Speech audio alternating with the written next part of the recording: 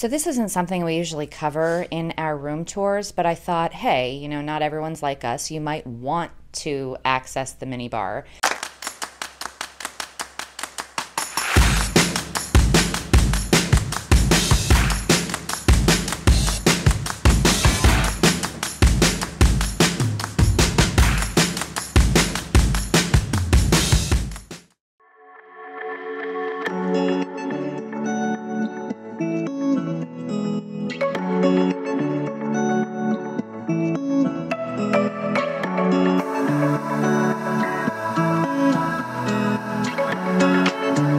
Welcome back to the Midlife Ride. We are here at the Aria in room 14010.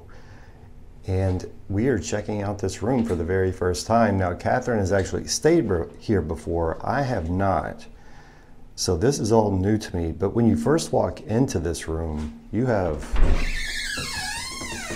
two huge closets on either side. Robes. The doors are a bit squeaky, as you can hear, but they do give you a set of robes and an iron and ironing board. Are they soft? They're not as soft as the Cosmo. Okay. I can already tell, but I will put one on just to test it out. And then you also have 4 drawers here, which are nice, rather large. So storage of your clothing should not be an issue here. I love them. Yeah, Oh they are huge. But then to your left is your bathroom. And to close it off, you have a sliding door to close off the bathroom. But it's nicely lit in here. You have a dual sink vanity with a huge mirror, a magnification mirror, and then you have a drawer here in the middle with a hair dryer, and again, a really deep drawer, but then also some shelves down here at the bottom. And then over here, you have your glassed-in shower, but also your tub in the shower, which is pretty unique. Not a huge tub. It's definitely a one-person job, I think. But plenty of space in here for sure. Now the unique thing is that the little room to the toilet, as I'm sure you can see, is just frosted glass. With a telephone, no less. In case you need to make a call, step in there and let's see how transparent the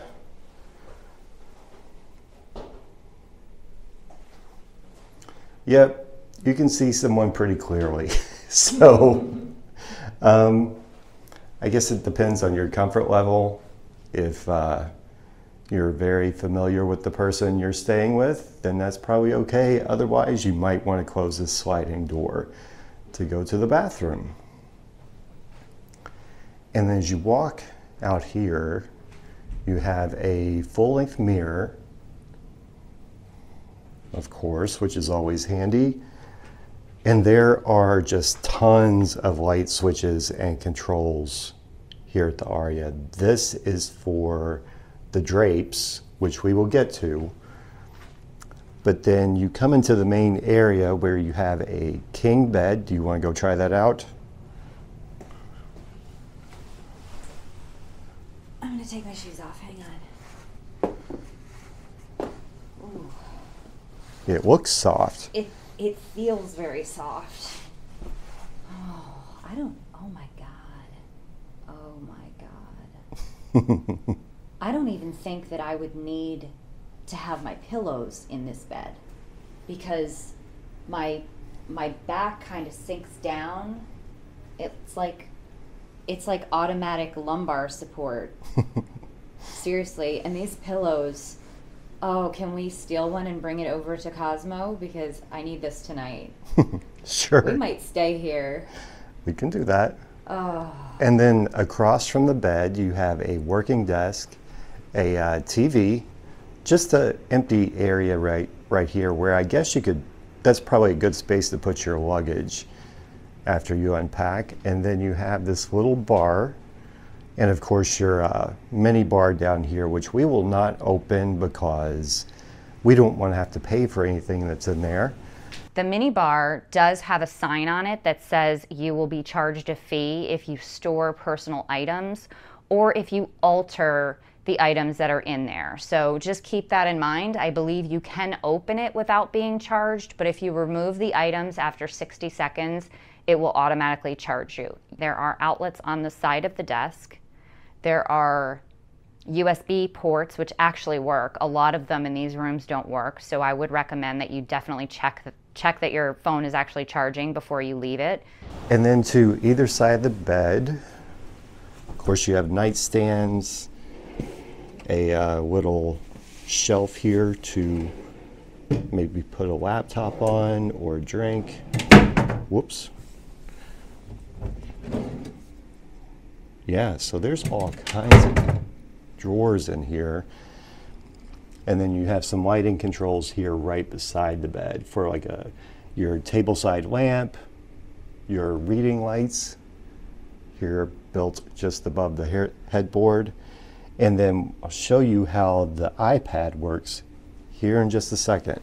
But you also do have two outlets there right beside the bed for charging. I don't see it. Oh, there are a couple of USBs on this side of the bed. And then on the other side, it's the same setup with the nightstand. A couple of outlets for charging, but no USBs on this side. But at least you do have a couple in the room. And then right here, you have a couple of chairs with a little table. And I would just flip them around and sit out looking at, you know, unfortunately it's not a balcony, but you could sit here and just enjoy the view, have your drink handy. I mean, this, oh look, even a little built-in ottoman on that ledge. Let's show you the view we have. And let's play around with this iPad a little bit. How about that? So let's go to room controls. As you can see, you have a lot of different options to control for room controls here just with the iPad. Of course, your temperature, TV volume, TV channels, drapes. You can control all the lighting with different scenes. Let's check out these different scenes. Let's try romance. Let's try romance and see what happens. Oh. Oh, it even opens the drapes. Oh, how is that romantic? I don't know. Well, you would do it at nighttime. Yeah. So you're getting all the nighttime lights out there. So it's not as smart as we think. But you can see it does a lot. It has a lot of different settings. So let's go ahead and open our sheer drapes now and check out our view.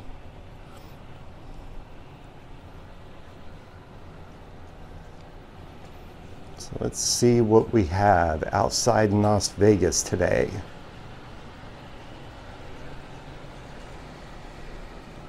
And we have a view. You can see the main entrance of the Aria down there below us. Looking out over here at Vidara, see MGM Grand, see Nomad, which is part of Park MGM over there. And then, let's see, Planet Hollywood, can see a little bit of Paris. Probably a really pretty view at night, and we will check that out later to see what the nighttime view is, and maybe even check out that romance lighting feature again, just to see if it changes it at night. But that's pretty much it. I think this room is really nice. What do you think? I'll tell you, the room that I stayed in without you was much fancier than this one. But this is a very nice room also. I don't know that I would classify this as a deluxe strip view king, which is what we booked under the comp offer. I don't know that this is, maybe they mean it's a deluxe room with a strip view and not a deluxe strip view, because this to me is not a deluxe strip view. There's way too much obstructing your view of the actual strip, and there's only just a little area where you can actually see people walking. And we are on a pretty low floor. I mean, this is floor 14. There are quite a few floors above us, so maybe if we were up higher, you'd be able to see a little bit more.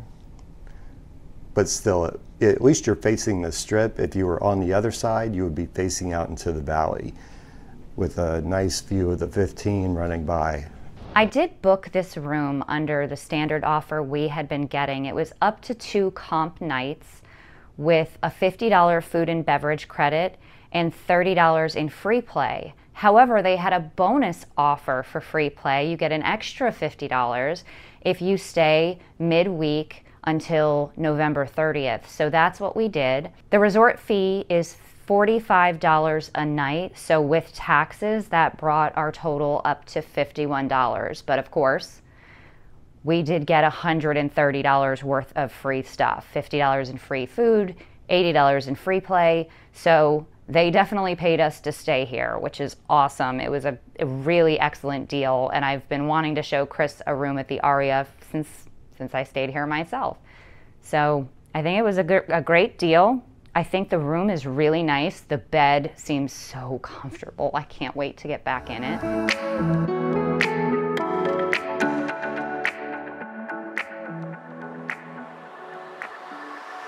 All right, so we wanted to bring you all back into the room at night to see what's going on. And we are back here again in front of the iPad. Let's try the romance lighting and see what happens.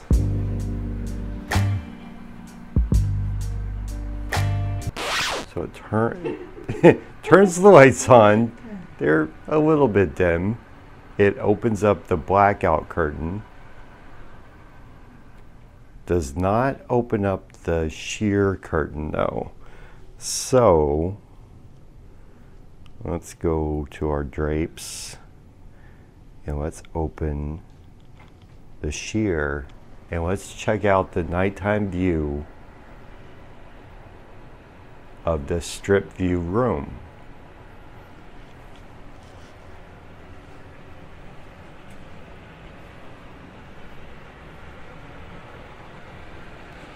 And it would be nice if the windows were cleaner, but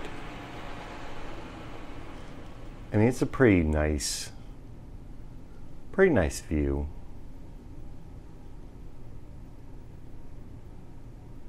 You're not on the Cosmo balcony, but not a bad view. And let me back up here, and you can see the flashing from that one sign in particular. That's why you want the blackout curtains. But anyway, that's what it looks like from this room at night. I did actually use the shower, and it wasn't bad.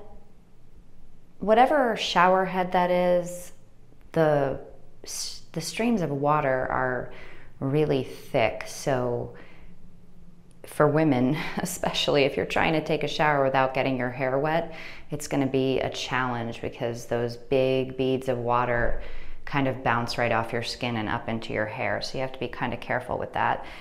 Otherwise, it was a nice shower.